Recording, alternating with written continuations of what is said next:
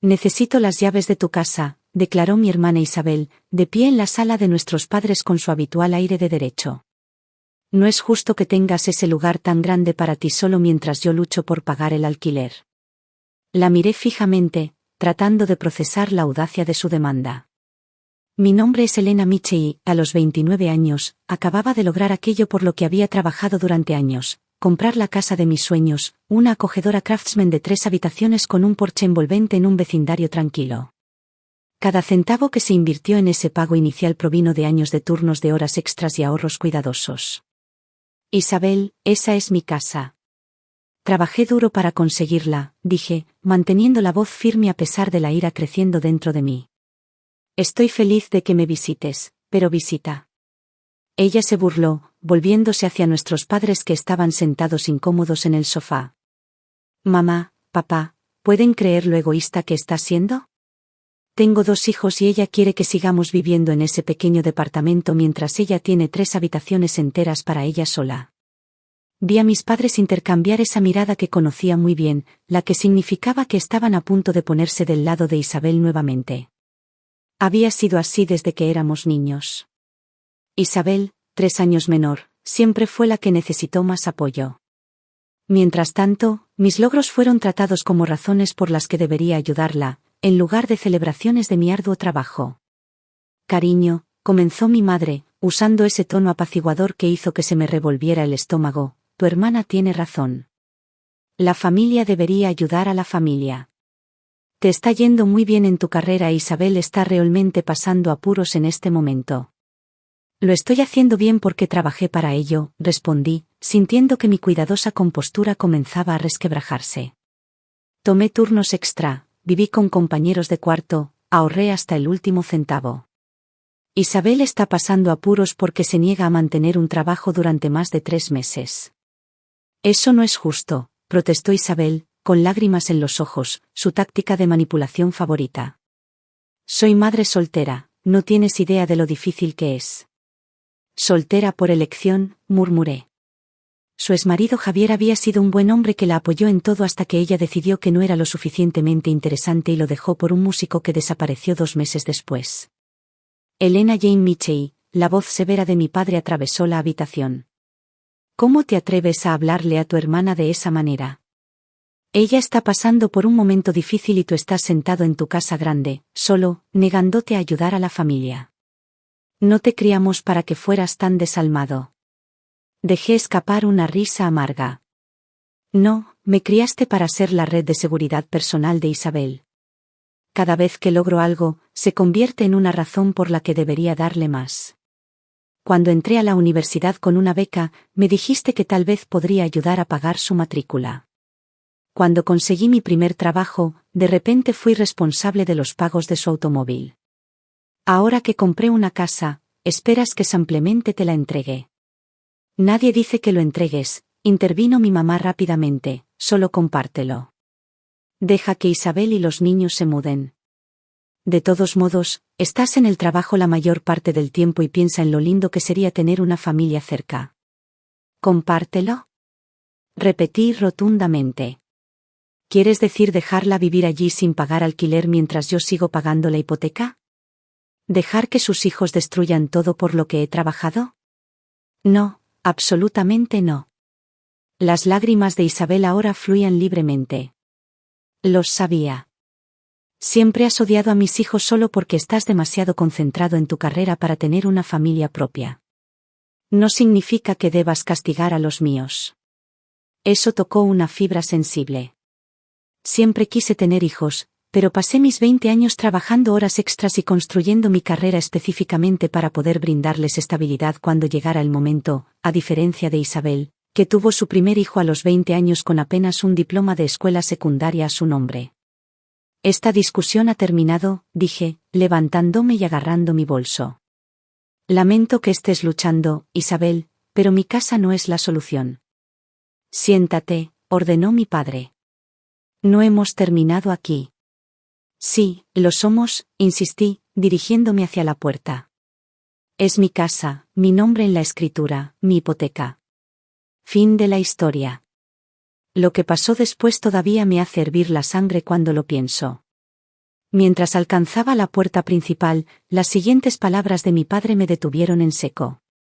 Si sales por esa puerta sin aceptar ayudar a tu hermana, no te molestes en volver.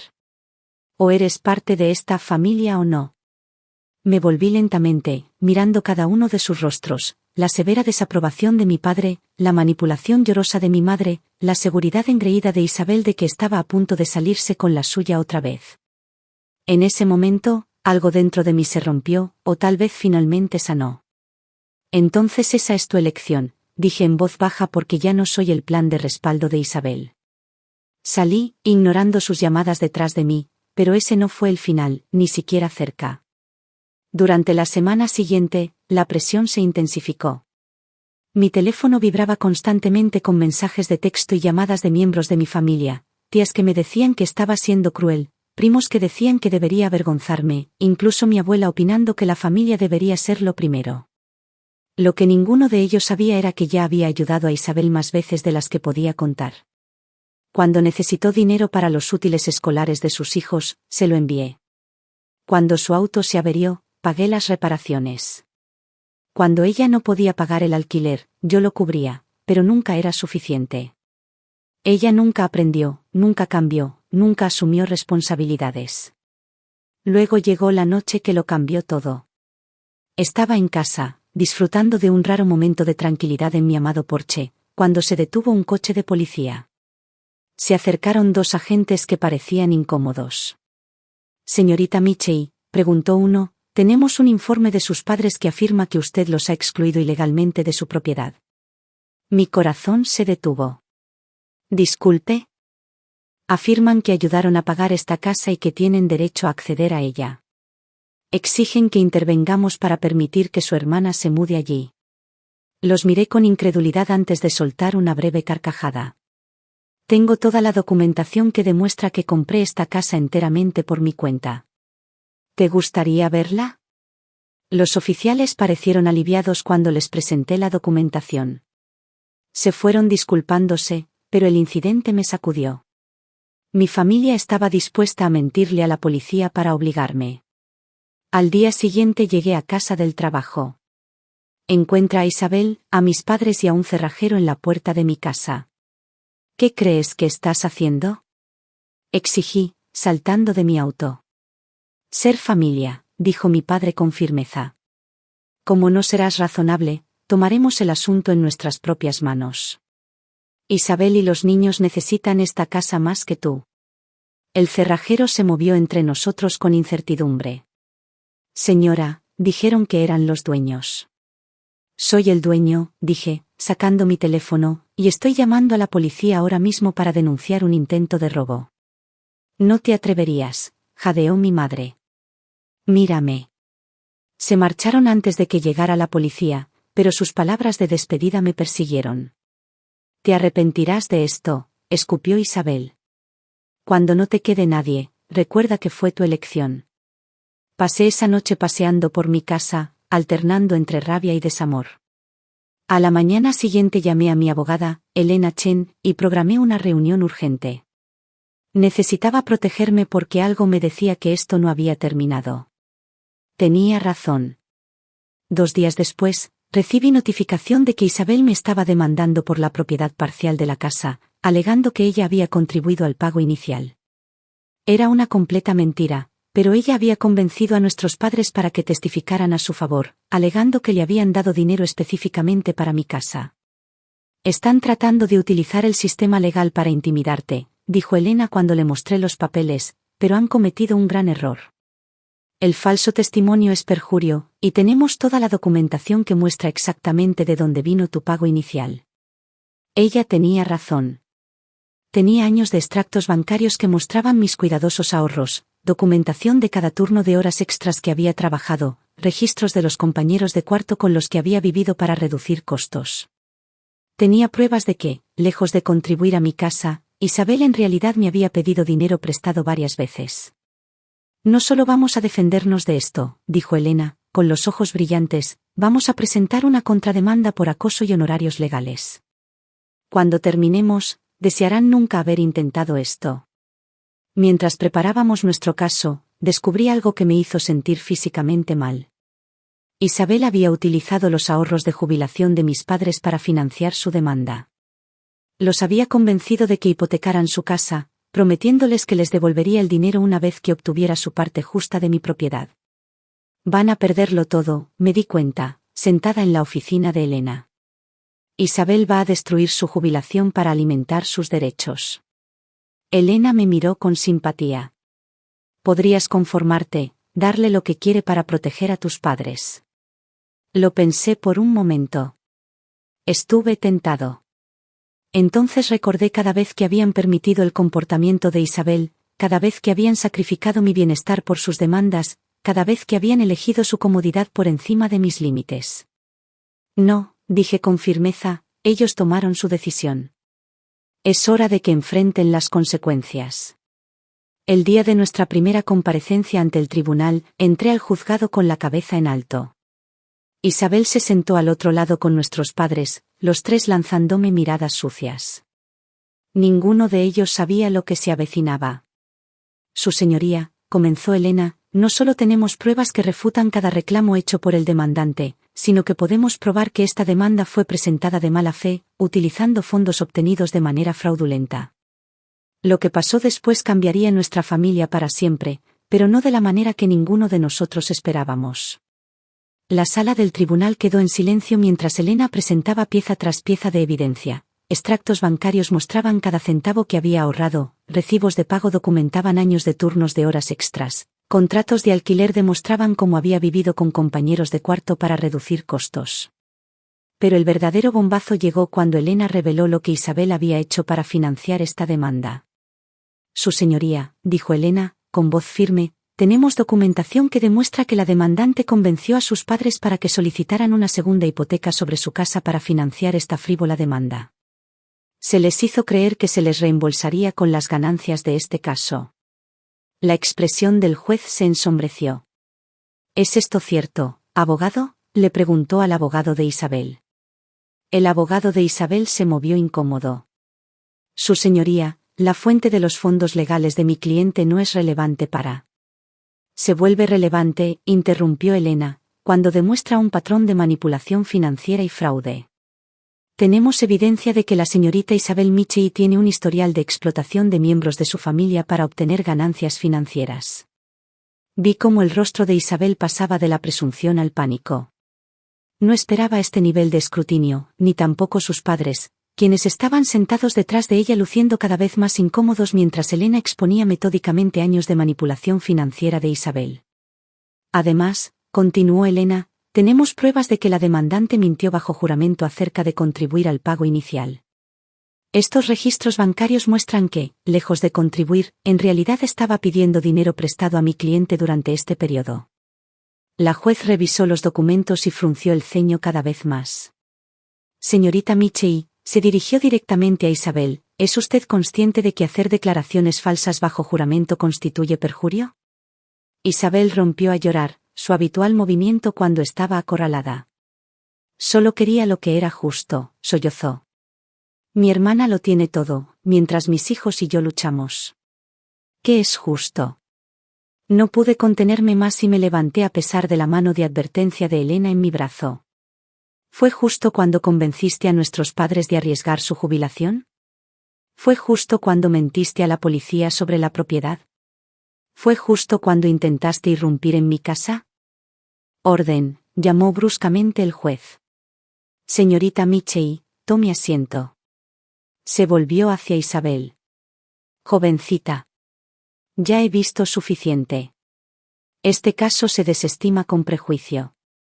Además, remito este asunto a la oficina del fiscal del distrito por posibles cargos de perjurio. Las consecuencias fueron inmediatas y explosivas. Isabel salió corriendo de la sala llorando, y nuestra madre corrió tras ella. Pero mi padre permaneció sentado, mirando al suelo con una expresión que nunca antes había visto, derrota mezclada con una comprensión incipiente. Fuera del juzgado, se acercó a mí lentamente. Elena, comenzó con voz áspera, no sabía nada de la segunda hipoteca. Isabel dijo que tenía inversores, por supuesto. Lo hizo, respondí con cansancio. Ella siempre tiene una historia, papá, y tú y mamá siempre le creéis. Vamos a perder nuestra casa, dijo en voz baja. El hombre orgulloso que había amenazado con repudiarme semanas atrás ahora parecía viejo y destrozado.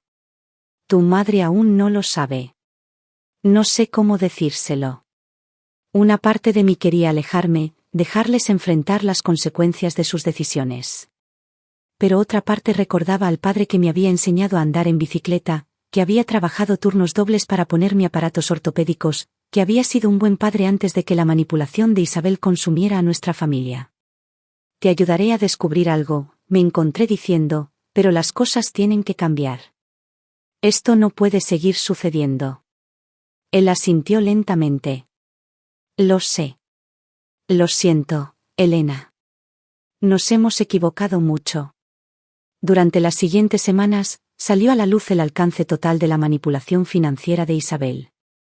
No solo había convencido a nuestros padres de que hipotecaran su casa, había abierto tarjetas de crédito a su nombre, había obtenido préstamos de los que no sabía nada.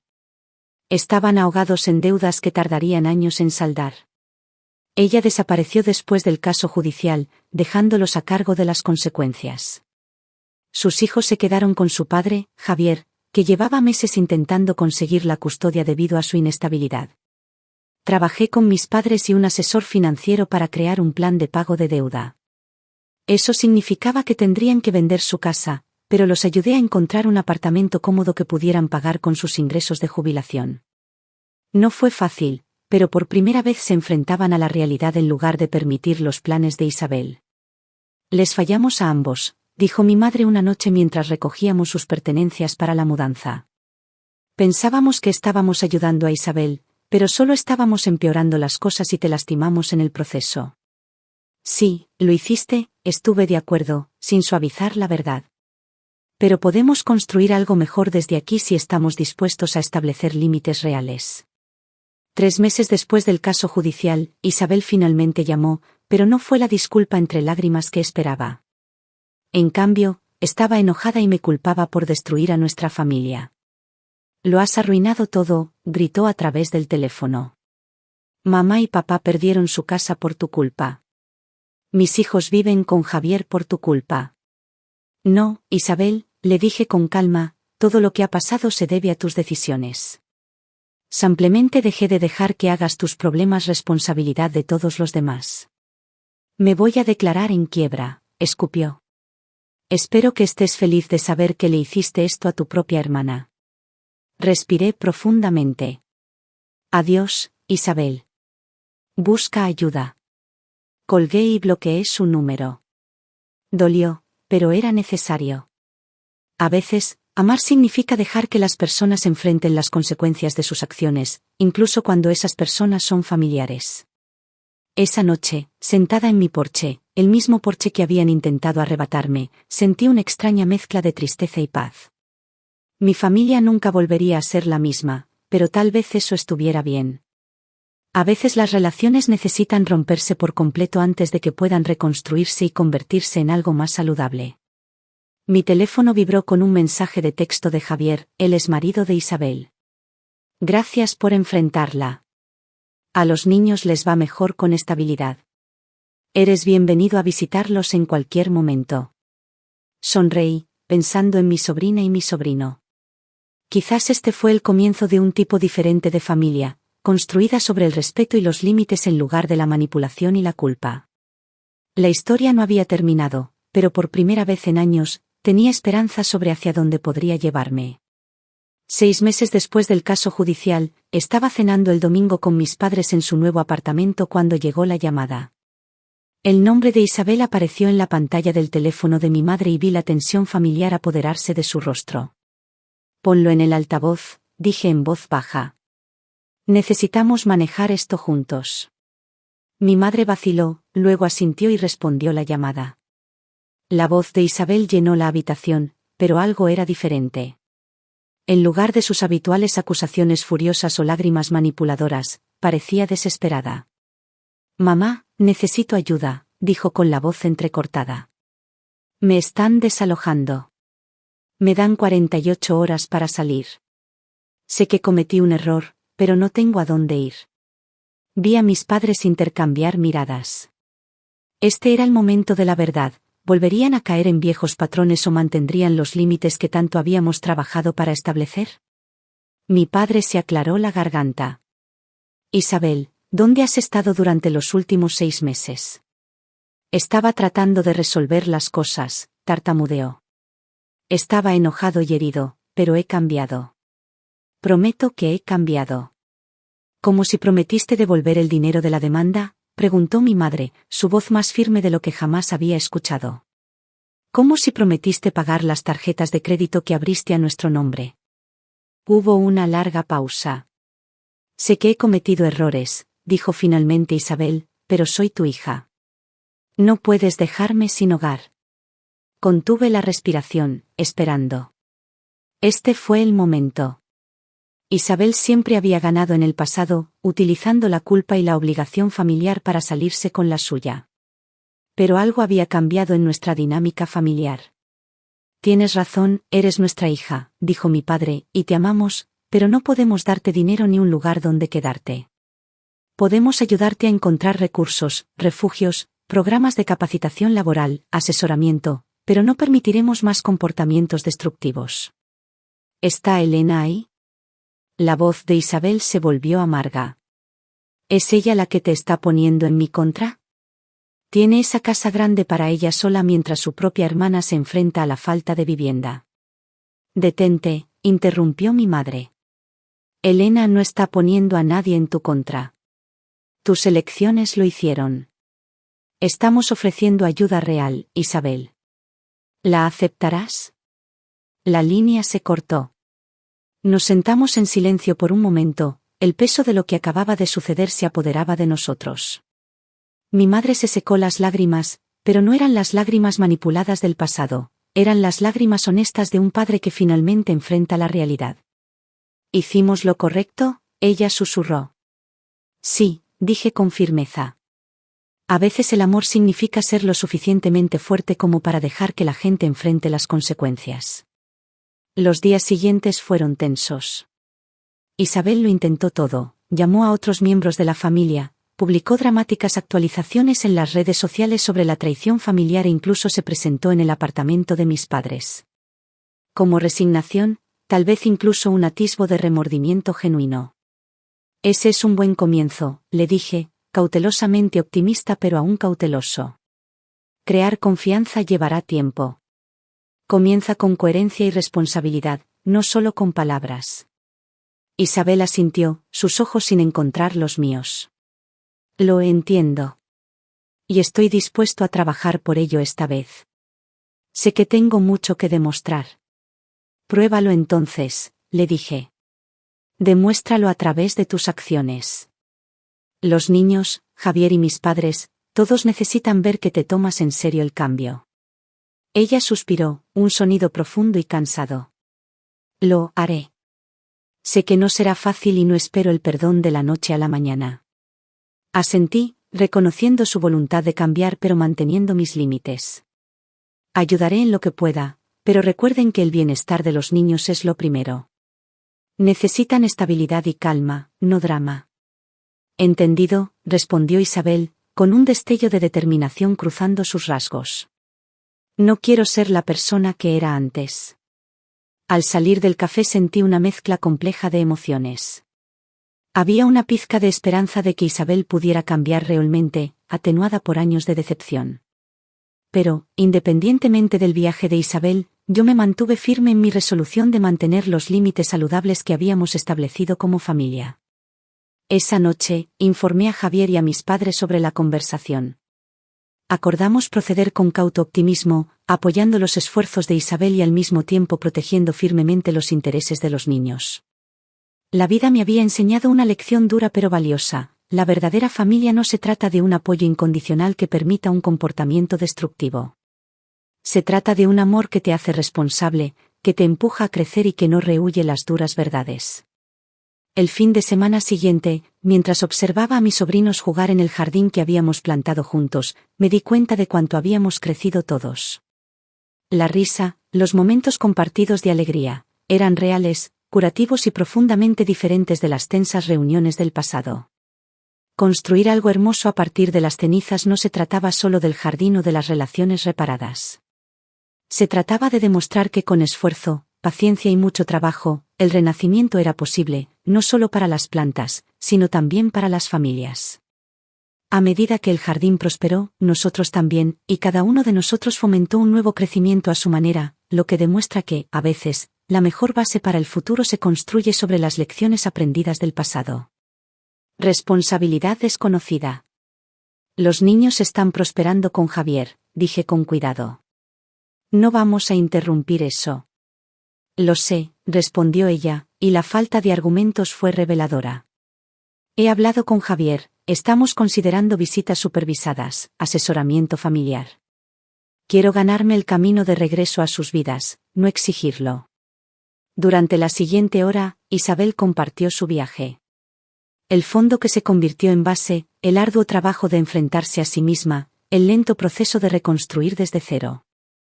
Ahora tenía un trabajo estable, un apartamento pequeño y un terapeuta con el que hablaba semanalmente. No estoy pidiendo confianza, dijo mientras terminábamos nuestro café. Sé que hay que ganárselo. Solo quiero tener la oportunidad de intentarlo. Pensé detenidamente antes de responder. No puedo hablar por los demás, pero estoy dispuesto a observar y esperar. Muéstranos en quién te estás convirtiendo a través de acciones, no de promesas. Los meses siguientes pusieron a prueba el compromiso de todos con el cambio. Isabel comenzó con visitas supervisadas a sus hijos, sin faltar nunca a una sesión, sin discutir nunca sobre las limitaciones. Encontró un trabajo y lo mantuvo, viviendo dentro de sus posibilidades por primera vez en su vida. Asistió a terapia familiar con nuestros padres, afrontando el daño que causó con dolorosa honestidad.